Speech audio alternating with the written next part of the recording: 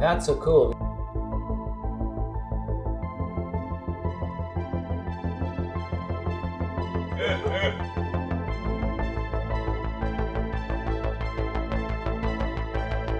It's okay.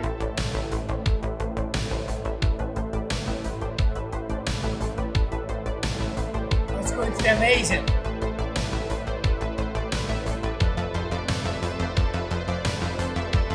Yes.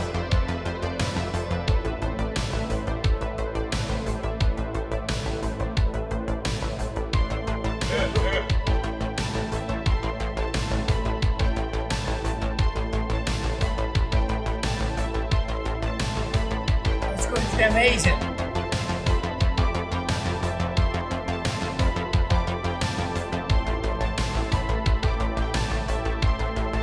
That's probably enough drinks for tonight.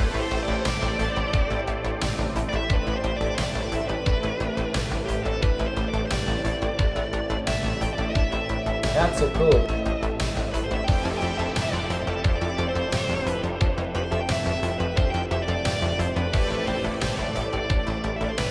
It's going to be amazing.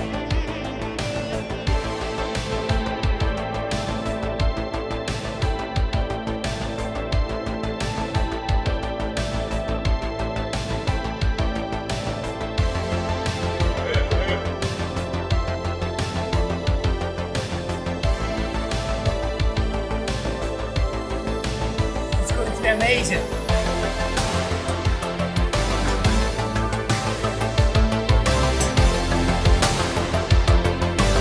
That's probably enough drinks for tonight.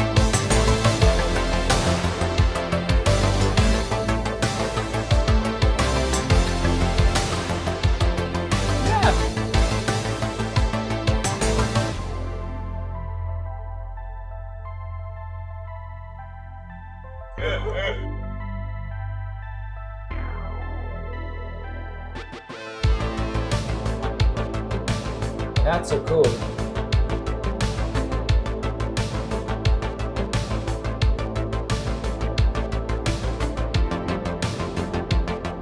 It's okay.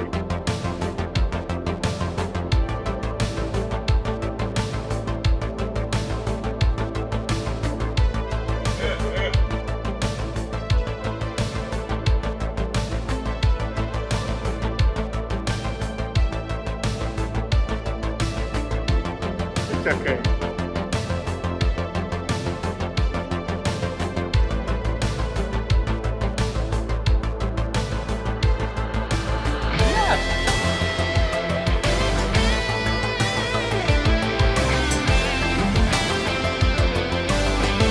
That's so cool.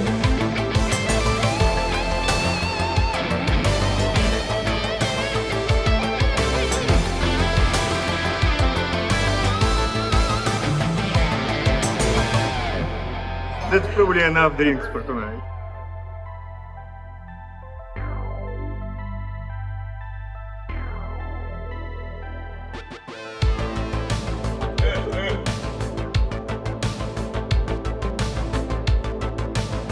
That's so cool.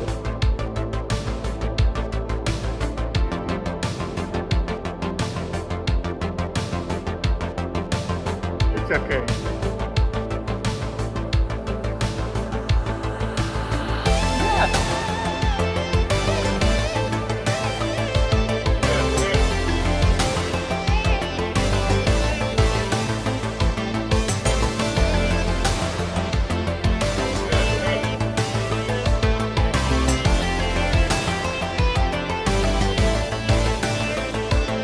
It's going to be amazing. It's okay. Oh, I stopped it. Welcome, everybody. Hello, Michael. How are you today? Hi, Matt. Thanks for inviting me. Hey, this is the M&M show. So if you like M&Ms, vote for peanuts or chocolate M&Ms or whatever new flavors they have. But the M&M show is live. Yes, rebranding this. Oh, is Carlos joining us today? I'm not sure. Oh, is Carlos? Carlos, did you want to join? Let's get him in here. Huh? Let's get him in. Should I let Carlos in? We have a party crasher. Carlos, are you joining us on our PMM meetup today? Maybe? Or maybe Carlos just wanted to tune in and click this to tune in. Hey, Carlos, are you joining it? Oh, you're only listening. Oh, well, Carlos, you joined the waiting room, so now we have you on screen and your big CT. So, he's working on something. So we're going to go ahead and we're going to take you off screen, Carlos. But, thanks for swinging by and watching. For those of you out in YouTube land or Twitch land, I am Matt Yankovic, the Hoss, and this is Michael Colburn, the not Hoss, but the awesome dude. So he is the second M in the M&M here. So we're here to talk about all things PMM related. Super exciting, times. Lots going on. So we brought Michael back. Now, last time we did a live stream, Michael. Last time we tried to showcase a feature, and we had a user error. Yes, we did. I'm glad you brought that up. And I hope know today... I couldn't go another second without bringing up the fact that we kind of screwed up just a little bit. So if you didn't watch the last stream, let me kind of set this up for you. Michael was showing us how to build your own custom metrics, add your own custom metrics into PMM. And so there's actually a very straightforward, easy way to do it. You add a script, a SQL line into a file, and it'll start collecting data. Basically, that's it, right? That's exactly it. And the error that we discovered was that I had not named the database that we were pulling the table information from. Yes. So newbie. Total newbie. That's okay, because I did go back and I did fix Michael's stuff. You're the best. There is a blog. I'm going to go ahead and I'm going to pull up the blog just because why not? I did write a blog on this, and we can do another video drop if people are interested in learning how to set up custom metrics using PMM. We would love to do that. But in case you are super curious, and judging by everyone who's here, I'm guessing you are all super curious about this. Let me go ahead and share my screen. Oh, look at that. I can add background music to this. Whoa, that's pretty crazy. So I'm going to go ahead and share the blog just so you guys can take a look. So if you haven't seen this, and you wanted to get the conclusion to that exciting episode of the PMM meetup that we did live, unedited. See, that's how you know it's live. It was unedited. Here's how to go ahead and set up custom metrics. So this blog here is available on the Percona blog. I published this on October 14th, but I do walk you through how to do that, and I do call out our mistake. And so it is pretty cool. It does work. There is one thing that you should watch out for, though. If the collection of that particular metric takes longer than the bucket you put it in, and the buckets default to 5, 10, or 60 seconds, if it takes longer than that bucket, it will start to cascade. So if you have one that takes a minute, you put it in the 5-minute bucket, you're going to actually have 20 of those running simultaneously, and none of them will actually collect data. So that's something that I did file a bug on, and want to fix that because I think that's a usability issue there. But anyways, that is the follow-up to that exciting episode. But we're here today to not dwell on the past, but to talk about the future. Yes, the future. Michael's here to bring us up to date on some cool and interesting things that are happening in the PMM world. Specifically, there are some new dashboards, and if we have some time, we might get him to do a little bit on integrated alerting. So that could be really exciting, right? So we're very excited about that. And so we've got a few folks out there saying hello. So hello, to folks out in the YouTube land. So hi, Porna, and hi, King. And Harry is on as well, and so is Gonzalo. So welcome everybody who is hanging out with us today. Appreciate you hanging out. Michael. So Danielle says I need to shut up more. So if you don't know Danielle, Danielle works in our community, and I need to let my guests talk more. So Fair enough. So Michael, I'll second that emotion. with full respect. Yeah, I need to get some polls working on the live stream so I can have people vote on whether they want to hear me talk again. So well, just saying. From my side, I feel like I'm missing something with the hat on your head today. It's just the same. I wear this hat all the time. Well, that's exactly it. This is an important stream. I thought we might see an elephant or something. Oh! The Haas is back. You made my day. I only wear the elephant for Postgres. I don't have a PMM hat. We need a PMM like hat. True. So anyways, Michael, would you like to share your screen and show us something technical? I would love to do that. Now, I'm a bit of a newbie to the Restream business here as well, to this app. So I'm going to do my best flipping us over between windows here. I think I click the share screen, and then I can choose the Chrome tab. Let's do the whole window there. Okay, I think I got this. Okay. Now, do you see it now? It asks me to send this up. So there you go. So it's a little tiny on my screen, and it might be tiny for other folks. So you might want to actually zoom in a bit there. But I think that I might be able to make this a little bigger if we play around with some of these settings. So I think that is probably the best I can do. Always a little hard in the old Restream there, but there you go. I think it's reasonable enough for what we're looking at. Okay. Well, let's start us off. Hi, I'm Michael. I was a past product manager for PMM, and I'm on the consulting team here at Percona. And I love still using the product PMM because it helps make me more productive when I'm working with our customers. I've looked at a lot of our competitors out there as well, and there's some great products. But what I love about PMM is that it's free and open source. Free is in beer. You have access to the code, and it works really, really, really well against the major open source databases. So today I'm going to be talking about only MySQL technologies, but it also applies to Postgres and to MongoDB. So I'm going to start us off with just a little bit of background on what I'm working on right now. We have releases pretty much every month for PMM. And what we like to do is introduce some new functionality every once in a while, along with any bug fixes, and then huge new departures of whole new ecosystems of changes. So I'm going to try to touch on all three of those different components today. I'm going to start on some of the more basic, the more incremental changes that we're trying to do. And dashboards are one of them. And so I've got the node screen up right now. If you've used PMM before, you're probably familiar with it.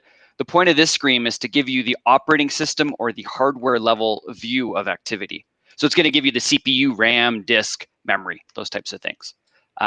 So what I've got here, I've got a 3-node cluster. I've called them Percona Community Primary, replicas 1 and 2. And we can see that they're doing some work. Our primary is doing a little bit more CPU than the other 2 nodes right now. As you can guess, I've probably got some workload running. I'm using Sysbench, so the metrics don't necessarily flare up and down all that much. But the point is that I've got some activity happening in the cluster. Now, where I want to go with this is you're used to looking at maybe a view of all of your disparate systems together, which is often helpful if you have maybe a handful or maybe 10 or 15. But for some of the customers I've worked with recently, they might be in the several hundreds, 500, 700 different instances. And at that point, you need to be able to categorize. That would be a very busy graph, Michael. That would be a very busy graph. Well, it would. You're absolutely right. Now, the interesting thing about many of these graphs here on this screen are only dedicated to the top 5.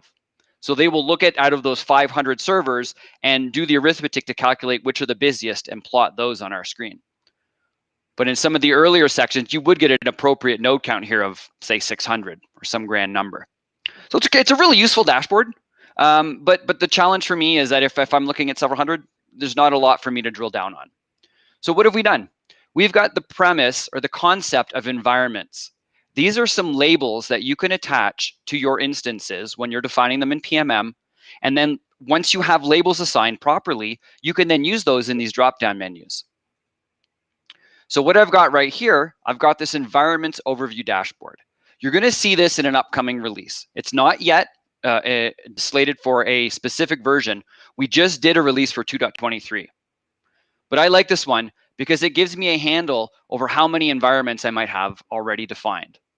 So this is going to tell me I've got 2 total environments defined out of 3 servers. I couldn't go too crazy with that. And some overall metrics of it. So it's kind of a reslice of the nodes dashboard that we were just looking at, but presented a little bit differently, a little bit more awareness of the environments. And so environments, just to clarify, those could be production and development. Those could be individual applications, because you might have multiple nodes or multiple things running, correct? That's exactly right. They're free string fields. You can type whatever you want in there. Okay. So that's a good point. I should have highlighted this sooner. I defined it as a production environment and an analytics environment. And that can consist of as many nodes or as many, like, you know, disparate databases as you want. They don't all have to be just MySQL. You could have a Postgres and a MySQL and a Mongo all as part of one environment, correct? That's exactly right. That's a great use case right there. Yeah, so that helps you really with the monitoring of not only the production workload, which everybody, you know, generally cares about, but I think one of the most under, you know, monitored is often the test environment, because if you can catch those issues in test before they move to production, you're going to be like 10 times better off. Completely agree with you there. Yep. Yeah, and Harry, yes. So environments is kind of like groups. Yes, it's in a layman's terms, it is groups of servers and groups of you know, services that are being collected. Now we can get a little fancy when we scroll down here. Some of my customers have talked about the fact that they're in a cloud environment and they want to understand utilization. And so these types of views, when you get the CPU or the memory usage per environment, they can then make assessments based on their spend. So if I were to say that this is what my production environment looks like, and I'm only using, you know, under 25%, there's probably an opportunity to at least begin a conversation with my SREs and my developers to say, are we over provisioned? So it's kind of nice that you can now compare and contrast resource utilization across different environments or different groups, as Harry mentioned. And then down at the bottom, a nice little helpful drop-down box so you can get a list of actually which instances are involved in those environments. And I think one little small bug fix is that I'd like to see maybe the PMM server defined with an environment. That would at least help us categorize it somewhere. Otherwise, like it an ends up internal appearing or something. So it's or if you have like the services, I guess you could just, for this, you could just eliminate any that don't have an environment. That's So a good point too. Honestly, let's go off script here and let's edit that services really quick. Let's show people how they can edit that out if they don't want to see that particular item. So, okay. You know, so you have that list, and PMM obviously is, you know, you might want to monitor that server, you might not.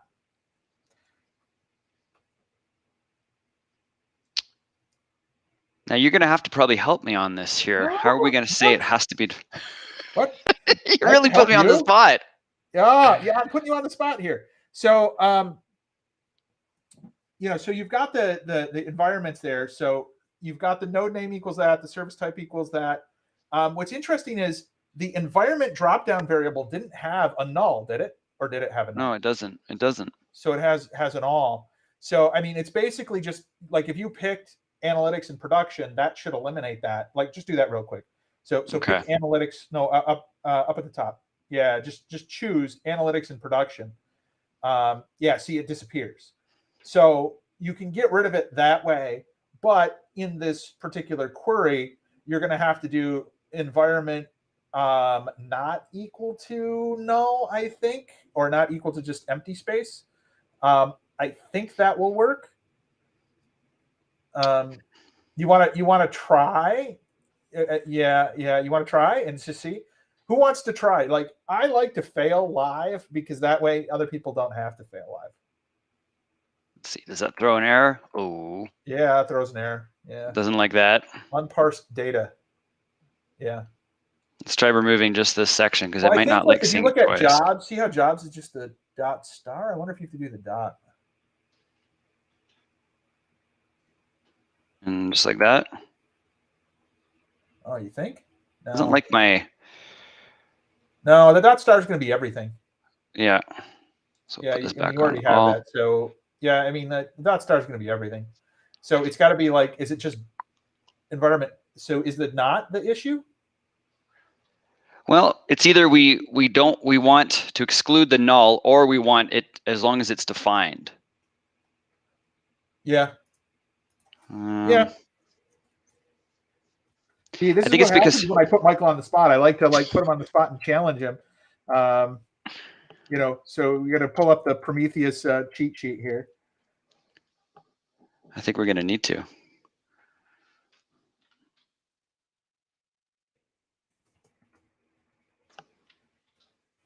Let's see, what's the not equal in Prometheus? I'm looking. Are you looking? Are you looking, Michael? I'm looking as well. Yeah. So Oh, it's I have it's just the not order equal. wrong. Yeah, it's just not equal. Yeah.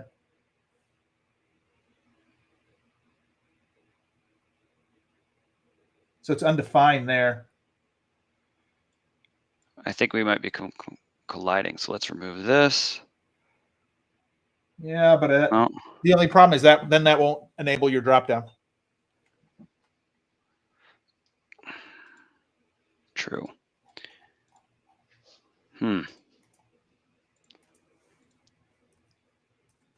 So while I look for that, you can go back to your other thing and continue on. I will find that while we talk. So you continue on, and then we'll come back to that one, and I'll find the operator for that in particular. Okay. That's an unusual one. I've never had to like eliminate one that is a null value before. I've had it where I've selected the list, and certainly you could select the list in that list of analytics and production, but then if you add something else, then you would have to go in and physically add that to the list, right? Which you don't necessarily want to do that. And I'm thinking through, if this gets deployed on default instances and people haven't declared variables for environment, then they'd be ending up with a lot less nodes showing up on this dashboard. Yep, absolutely. So it might be a better use case to have it still accept null. But maybe a nag screen on there saying, it looks better if you define this. Well, let me take you into another view of it. So the overview is designed to give you a nice high level, compare your environments against themselves. When you go into the environment summary, it's essentially the same data, but it lets you drill in on one environment at a time. And again, imagine with me, this is a little richer if you have more than 2 nodes, but I think we have something we can work with here. The difference here is that the environment summary, like we were showing before, is this one pins you you have to basically declare it. There's no all option anymore. So in my case, I've picked the production one that has 2 different servers based in it, and it lets me now compare the servers against each other. This is somewhat similar to what you'd get on the node screen as well if you highlighted just your 2 selected nodes. But this one here, we can do it by using an environment label. Rather than on nodes overview, you have to do it by finding the node name itself. So I find this one a little more useful. I like how it's got kind of a different left and right display to it. But again, you can notice that we're doing the CPU, memory, and disk comparisons against each other as well. A little different down at the bottom is the table that we were showing earlier, really just listed names and environment labels. Here it's a little richer. This view reminds me more of the default dashboard when you open up PMM, where it shows you high-level metrics of each of the hosts or nodes connected to your PMM server. So this one is showing us how many users are connected to my database, what the queries per second are, etc. I think that's kind of neat. The difference here, though, is you don't get a click button like you do from the home dashboard to jump you to the graph. This view here on the environment summary is designed to be a static read-only view of metrics. But I think it's kind of neat. Now, switching gears a little bit, because I'm a MySQL guy first, I had done a little bit of work a few months ago, and it hasn't yet made it into the product. Maybe I need to push a little bit harder. But I want to show you guys a little bit of what you can do by extending the dashboards to develop, scratch an itch, basically. I had a customer come to me and say, Michael, I'm really interested in semi-sync replication from MySQL. And I said, well, I'm game. I've never really used it before, but let's give it a shot. And so it encouraged me to spend some time looking at what metrics are available, what are exposed by the server, are they being collected by the exporter? And lo and behold, I was pleasantly surprised that we were collecting this data. It was already available. It's in everybody's PMM instance right now if you do turn on semi-sync. It just wasn't able to be displayed. So my job was greatly simplified. It really became understand those variables, what do they mean, and then relate them on a dashboard. And this is admittedly my first blush at it. I found some errors already when I zoom in tight on some axes numbers and things like that. But the point is I want to talk to you guys a little bit about what you can do with this dashboard if you happen to use semi-sync. So let's take a quick step back. What is semi-sync? In traditional MySQL asynchronous replication, which has been available for over 20 years, it basically means that there's events that happen on a primary and we want them to reoccur on a replica. And there were different methods over the years of how those events got carried down. Suffice it to say is that there's this log that gets written, the log gets copied, and the log gets re-executed and applied on the replica. It's a beautiful system and it works great, and it's probably one of the killer features of MySQL. Well, one of the things that we wanted to be cognizant of in the MySQL community was we wanted to be sure that at least one or some of our replicas had actually acknowledged or had actually received an event before we would commit it on the primary. And the reason for that is we want to achieve high availability. We want to basically say that any data change that hit your primary also exists on another server. So should your primary fail and go offline for whatever reason, become unavailable, unrecoverable, we at least have a record of that change elsewhere. Sure, you're going to take some downtime. We're going to have to reposition replicas and do some MySQL asynchronous repair work, but at least you're sure that if you acknowledged a commit, that you wrote some data to your database cluster, to your application thought it was written, you can say, yes, I have that thing somewhere and I can recover from it. That's basically in a nutshell the point of semi-sync replication. Now in the weeds, what it's actually doing is it's saying, I have this event happening on the primary, a write event. I'm going to insert some records or update a record. And right as the server is ready to say, okay, I've got everything done, I'm going to acknowledge a commit back to the application. It says, hold on, I need to send this event down to my replicas. I need to make sure that it's written to at least one of them into their relay log. It doesn't mean it's been applied on the replica yet, but it means that it's been actually committed to their relay. So it's on disk somewhere else. Once that event is acknowledged, is done, then the primary server can acknowledge the commit and release the connection back to the application server. And life goes on. So what does that mean in practice? It has the potential to slow down just a little bit your write load. It means that there's going to be additional latency introduced. Well, when I mentioned that with the customer, they were like, well, that's a great feature, but how much of a latency metric is that actually going to be? What is my penalty going to be? And with this dashboard, I was able to answer them rather than hypothetical, theoretical, it should be maybe this, it depends. I was able to actually show what the actual numbers are. So without further ado, let's talk about what some of these components are. Michael, we do have a question on screen. Is it possible to integrate with ServiceNow, the ticketing system? Well, in fact, Percona just recently switched to using ServiceNow. So I'm a little more familiar with that product. There is the concept of doing webhooks from within PMM. That's generally around our alerting components. You basically have an event that occurs at a threshold level and you want to go and tell somebody about it. The basics were send an email, maybe send me a PagerDuty message. And now there's maybe log a ticket, which is assuming what we'd want to do with ServiceNow. We have implemented this, myself and a couple other members of my team, we have implemented alerting from PMM into ServiceNow specifically. So yes, absolutely it can be done. I won't be able to go through that on this demo call right now, but maybe some later date we can go through integration. So maybe chalk that up for a future meetup, how to integrate with external ticketing systems. Because I think there's two things with that internal ticketing system, which I'm interested to know, which one we're talking about. Would it be integrated alerting, automatically opening up a ticket in ServiceNow, or if it would be a link to say, open up a ticket based on what I'm seeing right now. Right. I think those are two separate use cases, right? One is automatic. This event happened, therefore, based on this event, let's go do this thing, versus, whoa, this is weird. Somebody needs to look at this.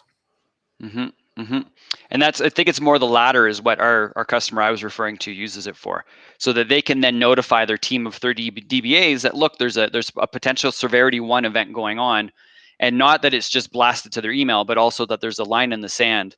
The event occurred, was reported to the team, And then there's expected RCA or follow-up that has to happen, root cause analysis of the event, so that they're forced to close out a ticket. So it's a very valuable integration. If people run ticketing systems to track outages and things like that, it's always worth your effort to tie your alerting platform into that, so that it drives accountability. And also, one of the great benefits is, as you've driven that accountability up front, it's more work because you have to sometimes look at problems from a new perspective, but it forces you to write details on how you fixed it. And so the subsequent time, it might be you that gets that ticket for the same problem or somebody else. Now at least there's some written documentation over how you solved it in the past. So forcing people to log their ticket events is a really key thing. So let me switch gears back to the semi-sync side. With semi-sync, you need to basically load two modules. One that runs on the primary, and it's called the master module. And then on the replicas, it's called the slave module. You just run these as insert plugin statements, or you do it through the config file. Either way, you get it running. And then you force on the replicas, you force the plugin to be, now it's loaded, you need to turn on the plugin. So you say enable. Once you've got it enabled, your line should go green like this. I'm going to set my time range a little bit wider so you can see what it looked like before. I had these colors yellow before. I'm not sure why I've got a dark green now, but these should be yellow, indicating that they weren't enabled up to this point. And so what's cool about that is this, I have this bar chart here. As a client could be disabled, and I'll explain why that can happen, it will flop, it'll flap between enabled and disabled states. And that's very useful if you're in the case of doing root cause analysis. You're going to be able to look at the timestamp between when those states changed and include that in your summary of the event. So that's why I just love graphs, that you can you can tell a story to your team, whether it's other technical people or to your management team or what have you, and say, this is the sequence of events. Don't just trust me, trust the graphs that I pulled that are all time-stamped and can also tell the story that I'm explaining to you. So let's put that back to the 1 hour here. Okay, and then we'll just whip at these other ones here. What else can you tell from semi-sync? Well, there's two main components to it. There's how many transactions are actually being copied, and those are somewhat measured by this commit acknowledgements. And you care about that. Commit acknowledgements should acknowledged and not acknowledged. Acknowledged means semi-sync is running and replica events are being committed properly and being told back to the primary, everything is great. So green lines are good. Yellow means semi-sync has turned itself off and we're back to asynchronous regular replication. So you don't necessarily know that. The servers will automatically hit timeouts and flip back to not acknowledged state or disabled semi-sync. And you may be completely unaware of that until you check days or weeks or months later and find out that it's been disabled for a while. So this graph will show you as it gets turned off, the green lines will stop and the yellow line will spike. What it will mean is probably your throughput will get better when you go back into the not acknowledged disabled state because there's not the overhead anymore of having to acknowledge commits.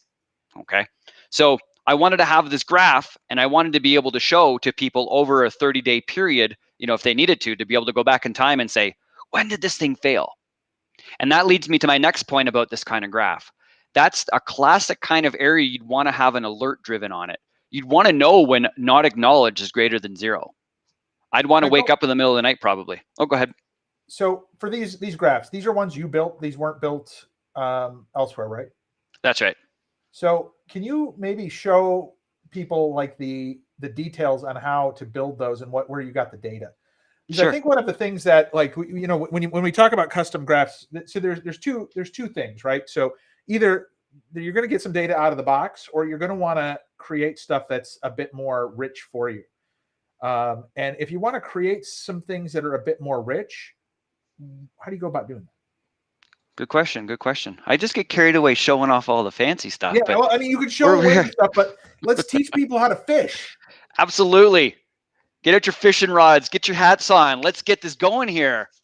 Okay, go for it. First thing you need to do, you need to be logged in as an admin user. If you've just deployed it like I did, and you haven't created any other users like I didn't, admin are the credentials, and you are administrative level. Point made. You'll know because at the top, you've got this little gearbox. So first, you're going to click the gearbox, and the first thing you see is make editable is a blue button. Click that, and then you can immediately just hit the go back button here. Okay, You'll notice that there's a couple other icons that popped up. It basically means I can add new stuff to this dashboard and save it if I want. Now I'm in editable state. That's important even if you really just want to browse your graph. At least I find it more useful to be able to now go into what's called the edit menu here. Okay, I'm going to close this on the right, just collapse it so we can look at one thing at a time here. So what I've got is a classic, the default way of looking at metrics in in Grafana, which is what PMM is based on, is the graph, which is a time series using an X and a Y axis. Generally, we're plotting data over time, and we're plotting one or more metrics along the Y axis. In my case, I've got two different metric series, which I've labeled acknowledged and not acknowledged. Now you'll notice down here in the metrics box, I like how it's color coded for us. It does this automatically. This format or this code here is what's known as PromQL language, the Prometheus query language. And don't be too intimidated by it. You can get by. Let's do a really basic one here.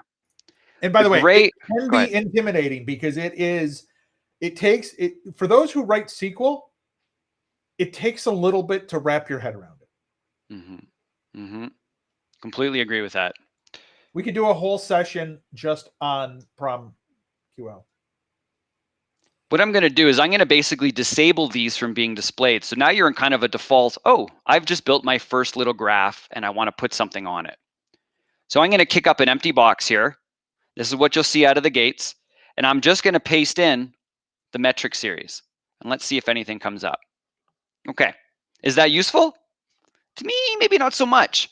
And why not? Commit acknowledgements. There are two types of integer values, or float values, I should say, that you can use within Prometheus and Grafana. And I say they're floats because they're allowed to have decimal points. They're not integers. So they can have lots of numbers after the dot. That's an important characteristic. And number two, the two different types are gauge or counter. And does anybody want to throw a stab at what those are? I'll give you 5 seconds to put it into the chat.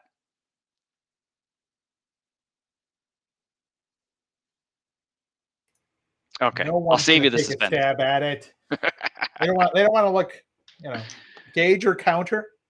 Gauge or counter. Well, let's spoil the surprise.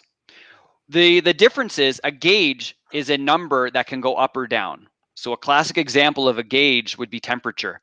In the day, the temperature can go up and then it can come back down and then go back up and back down. Okay.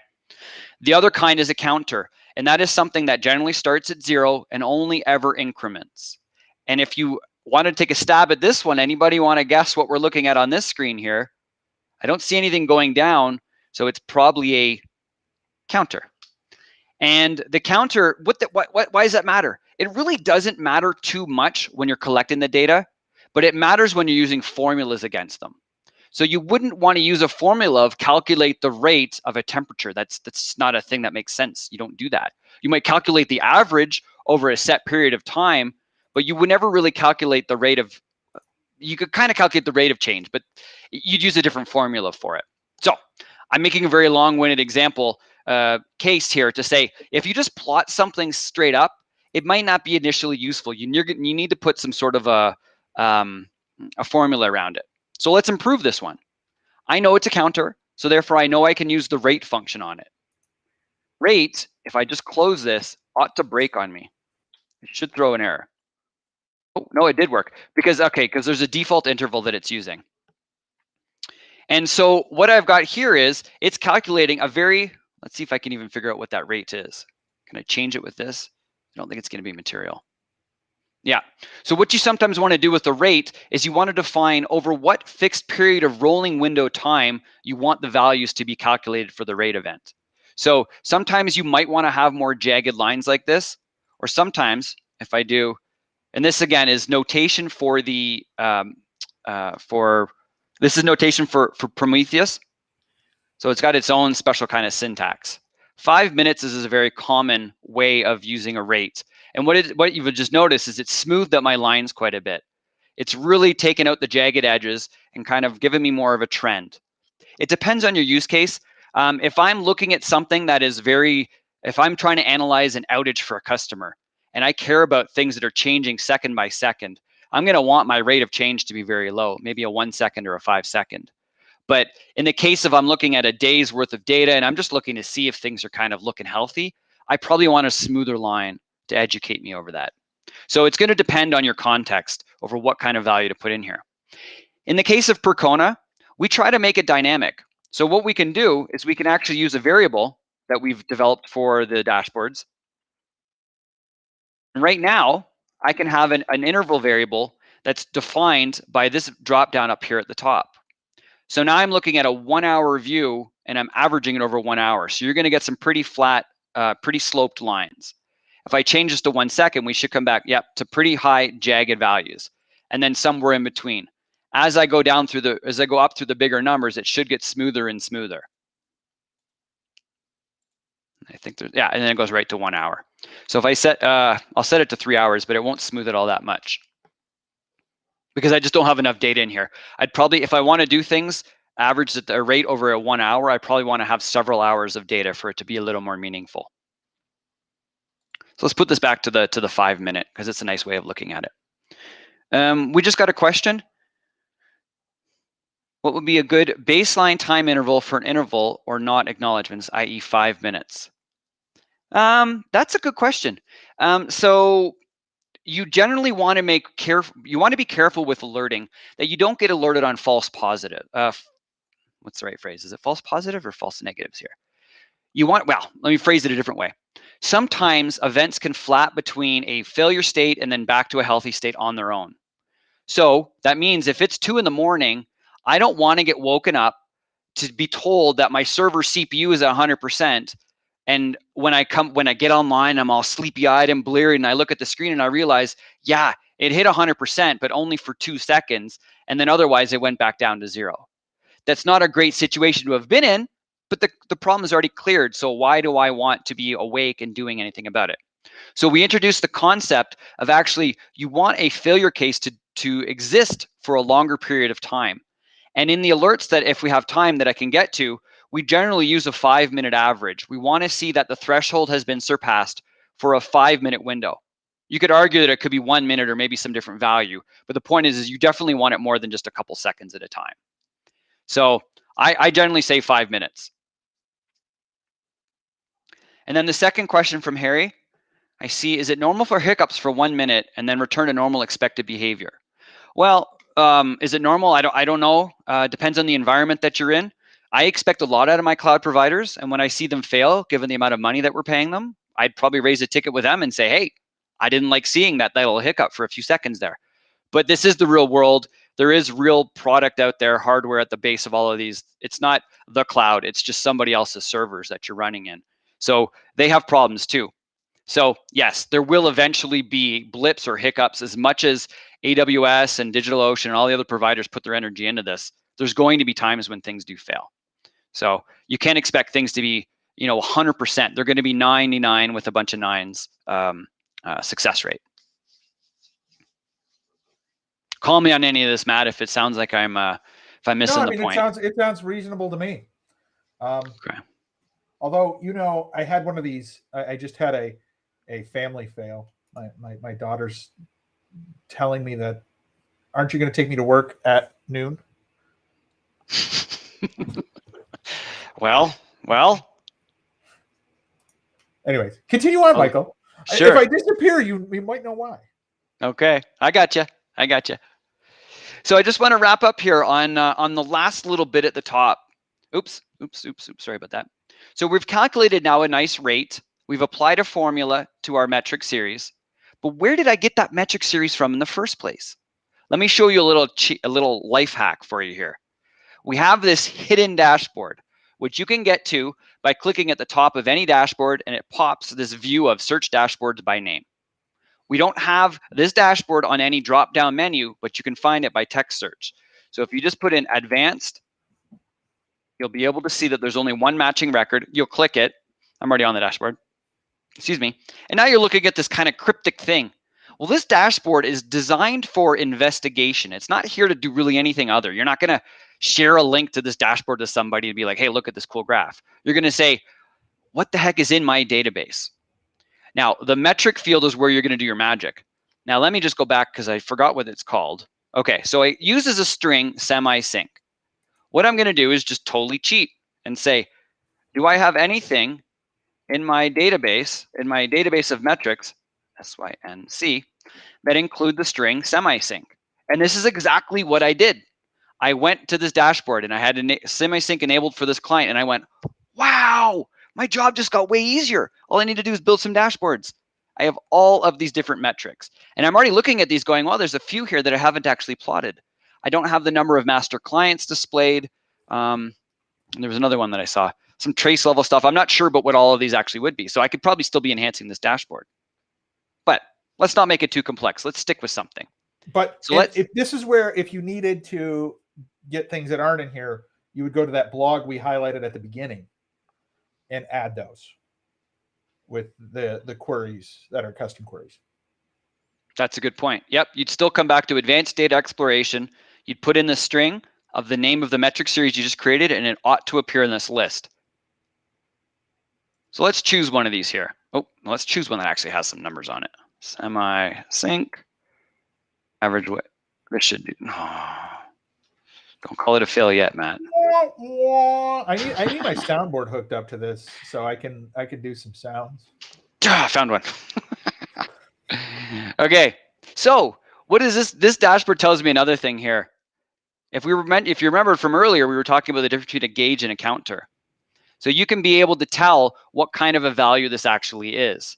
Now we're looking at an average wait time. That to me, just out of the gate, sounds more like a temperature than it does to a counting from 0 up to infinity.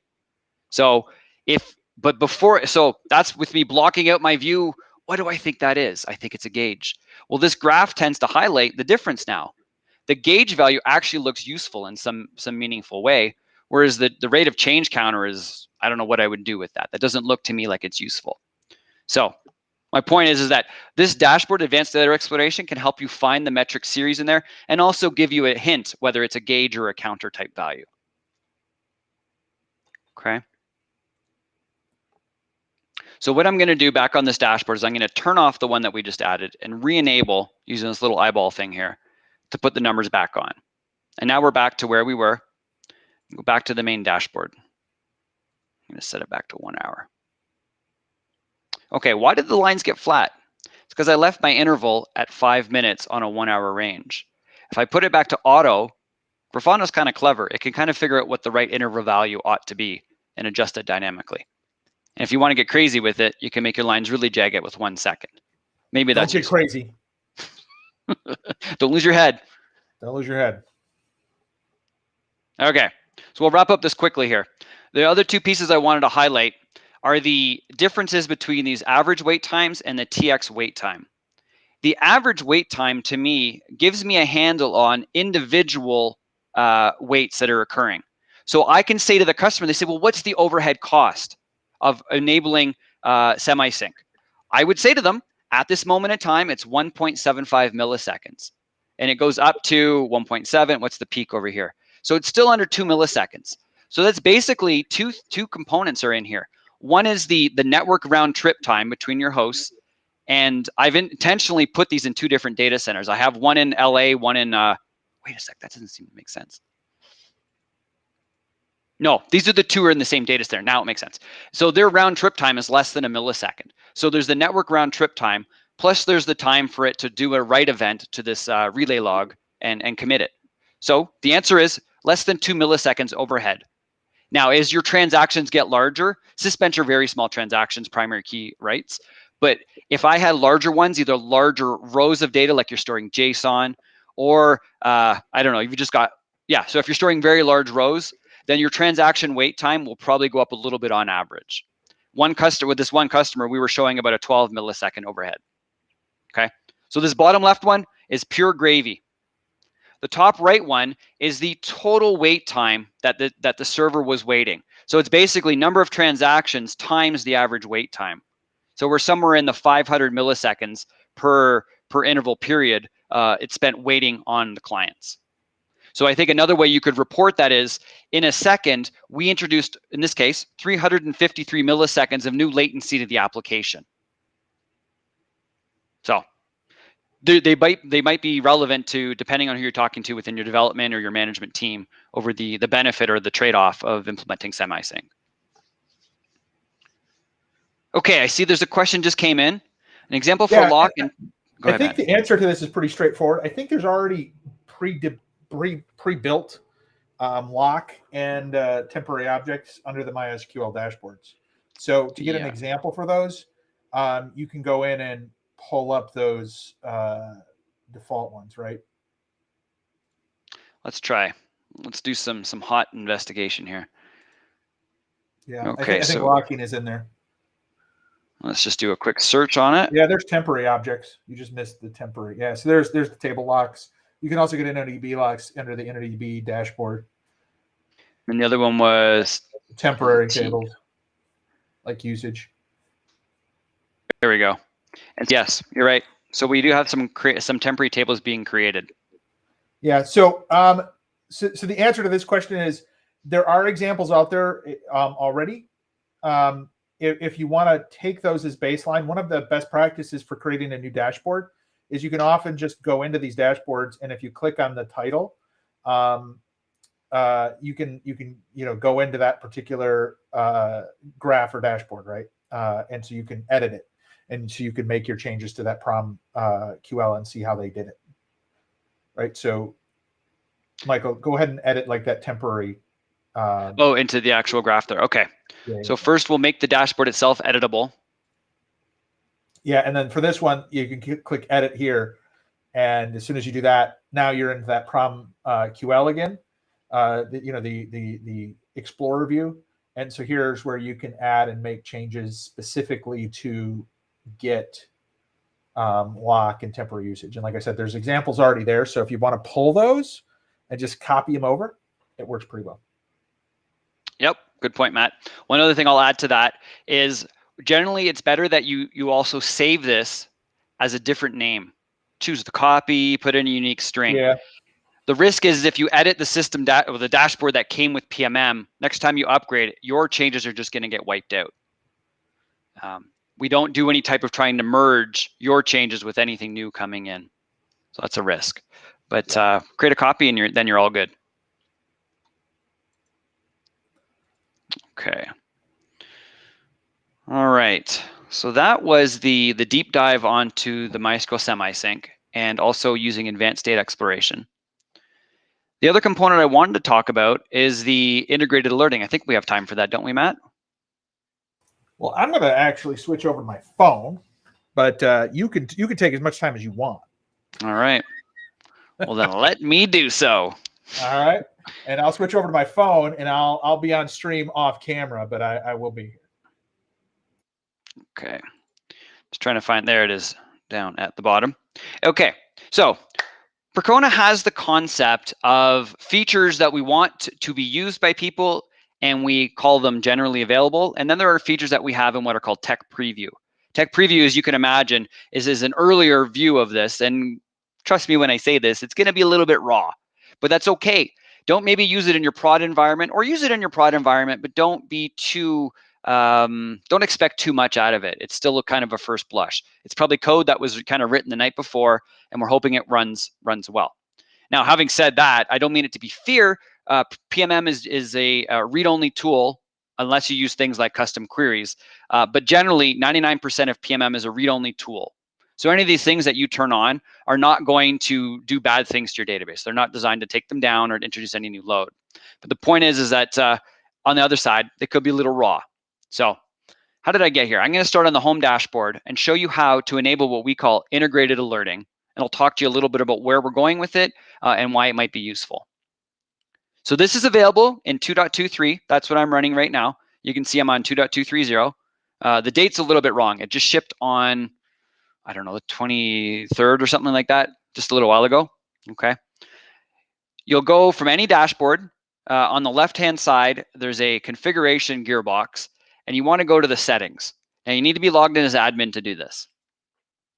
You want to then click on advanced settings, and then scroll down a little bit, and you'll see that our technical preview features are disabled by default. So we're talking about integrated alerting here. So we're going to turn this on, and then you're going to apply changes. Actually, let me just take a step back. Let's turn it off so I can show you the before and after. So on this alerting here, I want to highlight this quickly. Integrated alerting is off. I've only got alert rules and notification channels. Don't be distracted by these. These are Grafana alerting, and that's a something else thing. That's a different beast, and we're not going to be using Grafana alerting. Right now, there's two. That's what I want to highlight, two options. We're going to stay on the settings. We're going to enable integrated alerting and apply. It's going to reload the dashboard, and now we've got a third option called integrated alerting. I'm going to go in there. Out of the gates, it's telling us at the top right, it's in technical preview. So you can read about it, and it's basically going to say, this is a feature that this might not be that clean yet, and we're constantly adding new improvements to it. But it does work. I've used it in some rudimentary ways. It can get some basic things collected out of your database system. So let's look at that. There's 4 main tabs. And once you've got the environment set up, you're going to spend most of your time on the alerts tab, because that's where you care. That's why you spent the time setting it up. But out of the gates, there's nothing defined. So let's start at the far right. We've got notification channels. Let's add one. Now, I did not actually configure this box for email, but if I would have had, I need send mail, or I need something to be able to relay mail off of this host. That's something that we expect already to be defined. There's a tool called SSMTP, which you can use. And if you can send mail using that, then your system will natively work. So I'm just going to put in my own email here, Percona.com. And we include instructions on how to define the email linkage on our documentation page. So I'm just going to kind of gloss over and say that your server where PMM is running has already been set up for email sending. Email to Michael. And this could be also something like email to a distribution group. So maybe it's your tier 1, and then you define a separate set of email distribution list or multiple emails separated by commas or carriage returns for different groups that need to be alerted at different times. And then I'm going to add just a second one so I can highlight that. So this is email to Michael's boss. And I'm going to use the old Gmail hack because we're hosted with Google. You just put in a plus sign and you go boss, and that email will come to me. And now I've got 2 different email tags here. I don't need to do anything more. What I want to look at are the alert rules. Oh, they're not defined yet. First, you need to have an alert rule defined before you can get an alert. So let's go into the templates here. Because PMM is designed for multiple technologies, we've already included some built-in that are available for Mongo, MySQL, and PostgreSQL. So what I'm going to do is I'm going to use the MySQL down to define, and then I'm going to stop one of the services so that we can see if we're going to get paged on it. So first, we're going to look at it. Oh, wait, I can't open up the default ones. Okay, hold on here. Let's add the alert rule, and then I think it's going to show us what the syntax actually is. So the premise of using this platform, again, this is still first blush, but it's designed that you build up a template, and then you use the template to define an instance of the template. Okay, so like I said, MySQL down. Let's use that. I'm going to call it my MySQL down by Michael. And I'm going to make the duration really, well, 5 seconds is already pretty short. It's a critical level warning, of course, I hope. And filters allows you to filter out by any variable that you've defined. So that's kind of another reinforcing factor that when we talked earlier about the value of defining your variables, so you could use things like the environments dashboards, it also applies to how you can do integrated alerting. You can now filter based on that criteria. So for example, analytics. So I might want to have a filter just for the analytics environment. So I could then go environment equals analytics. Okay. So now we will get it just for the analytics environment, but I won't do that because I can't remember which one of I like my demos just to work. So I'm going to keep it simple. Then it's going to be a channel. The point of a channel is, where am I going to send this? Well, if MySQL goes down, it's only me I want to get told. But if I wanted to, I could also have a blast go out to my boss. So I'll include that right now. And it's giving us now here, this is what I was looking for, is what is the expression that it's going to use? It's going to look at the variable MySQL up, and if it becomes 0, that means it's down. Let me know about it. That's basically the premise of it. And what's it going to say to me in my email? It's going to say MySQL is down, and it's going to tell me the name of the service. So in this case, it'd either be Percona Community Replica 1 or Replica 2. So I think I got everything in there. Let's add it. Okay, it shows that it just created it. Yep, that's an accurate timestamp for my local browser time. It's almost 11 a.m. for me. And now what I'm going to do is go back to my text window, and I'm going to stop Replica 2. I'm going to go sudo system control stop MySQL. I'm just watching it go down. Okay, it shows it stopped. Now what I'm going to do is I'm going to look at that first, because it takes a little bit for the alert to actually get triggered. If I put it on that server, I should see now, and I'll refresh this every 5 seconds, and put it on the last 5 minutes.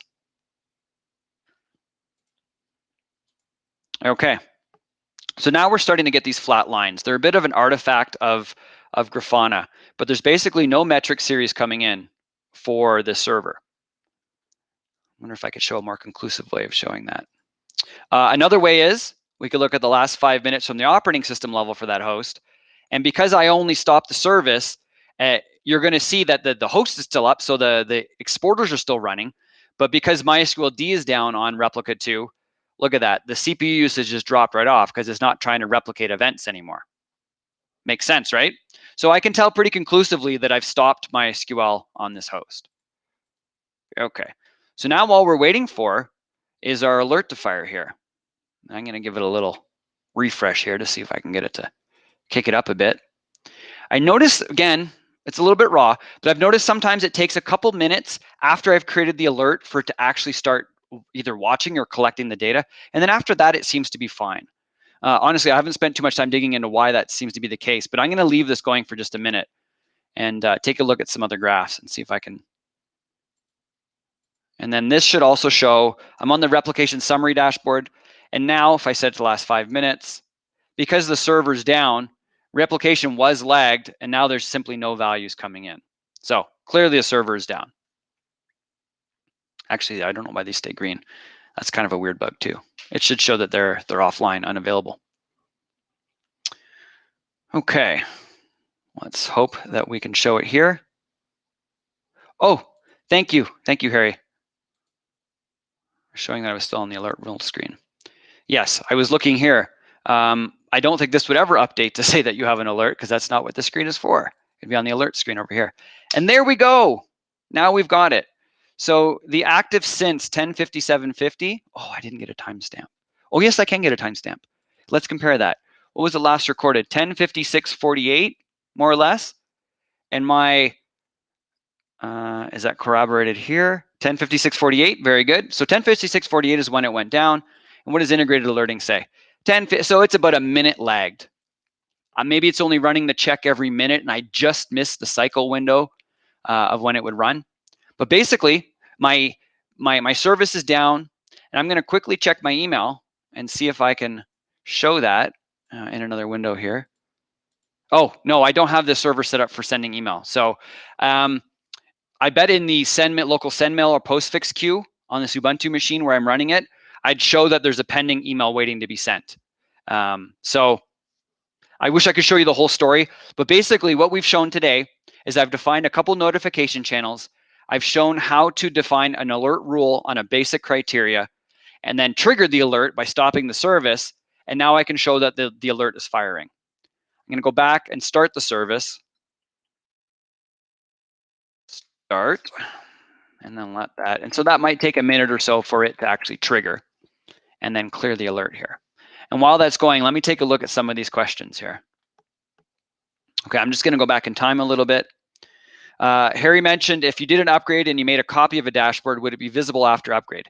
Yes. If you create a copy of the dashboard, and I'll do that right now just for argument's sake. So I'm going to go into the dashboard settings, and instead of saving the dashboard on the existing name, I'm going to choose Save As. I'm going to call it something unique. Michael's cool copy. I'm going to save it. Now, when I go to do a browse for environments, if I can spell it, and there's an N in there, Aaron. Now you can see that I've got two overview dashboards. I didn't change this one at all, and now I've created a copy one. So these first two will get overwritten in the upgrade. This one would persist. Now another one from Tran. How to change configuration to optimize performance based on graph.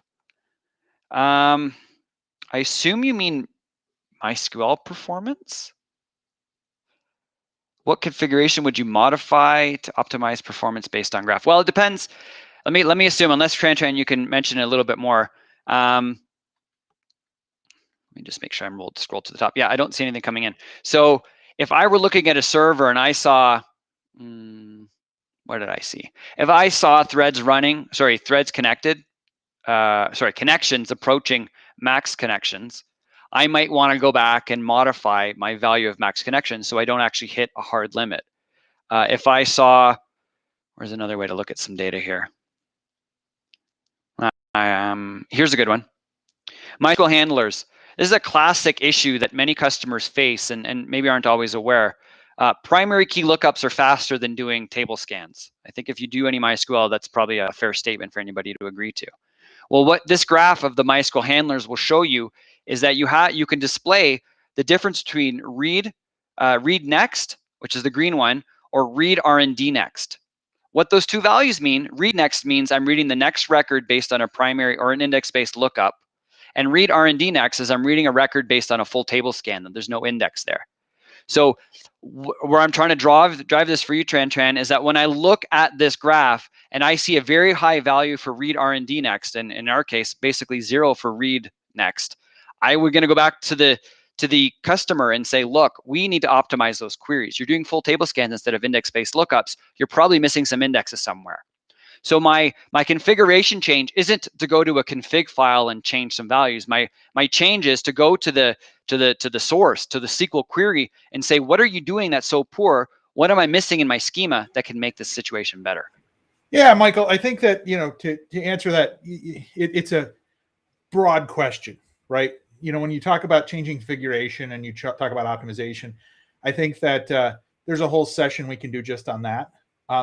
If you didn't see last month's meetup, we actually went through a few performance type graphs from the OSS summit, and so you might want to check out that one as well. But I don't see any other questions. And yes, I dropped my daughter off and I came back all while we did live stream. That is amazing. Amazing. And I'm sitting back at my desk already. Are there any other questions? I did figure out that we can remove PMM server from the environment. It's not that hard. Oh, well, I'd like to see how to do that. Where were we? If you go back to the variables. Yeah. So go. Yeah. Actually the easiest way is to just do node name not equal to PMM server, right? So if you just add that after node name, like node underscore name, then not equal to PMM dash server.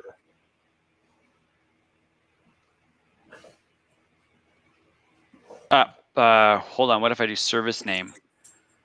Let me do that. Equals PMM server. Oh yeah, node name might be different. I don't know. Like depends on the graph that you're on. Inconsistency, right? However, well, that should work. As I got it to work on my other box here. Oh, you have two queries though, so you'd have to. Oh, I do. Yeah, you'd have to put them in both. That's the issue. Because you're joining those two, right? Probably node name would have worked, but yeah, there you go. Yeah, it might have. Yeah. Hey, look at that, Matt. Yeah. So that was probably why the not equal null also didn't work. You'd have to put it in both. Yeah. Okay. So everybody, thank you for coming, and be amazed that I can drive my daughter to work, debug a prom QL, help Michael with a live stream, and I still popped questions and onto the screen while I was in the parking lot dropping her off. It's amazing. It's impressive. That's only what the host can do. Yeah. But no, I want to thank everybody for coming out today. Next week, stay tuned for the next meetup. It should be MySQL next week. Following week, Postgres might be delayed or postponed. I am not going to be in the office, so if someone else wants to host, feel free. We might find another host, or we might move it a day or two around for the Postgres one. But loved having everybody here. Hopefully this was beneficial for you all, and we will see you all next time. And don't forget to subscribe and like, because that helps us reach more people. All right, everybody, thank you. From the M&M boys, we are out.